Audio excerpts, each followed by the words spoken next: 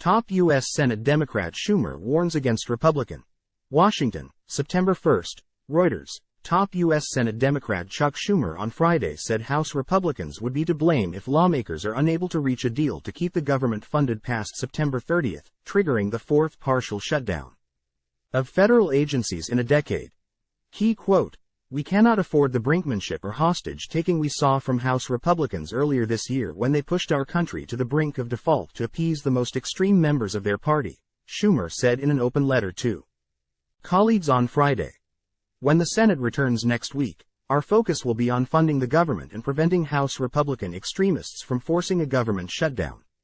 The Senate returns to Washington on Tuesday, with the House of Representatives coming a week later, leaving lawmakers little time to agree on a deal to keep the federal government funded past the month's end. Republicans say sharp cuts in spending are needed to stem the nation's growing $31.4 trillion national debt, by the numbers.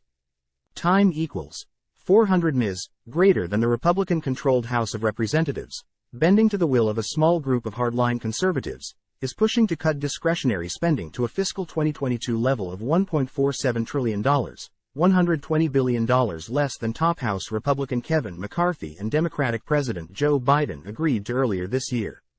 Time equals 400 Ms. greater than context. The White House on Thursday urged Congress to hammer out a short-term funding measure called a continuing resolution to avoid a shutdown starting October 1.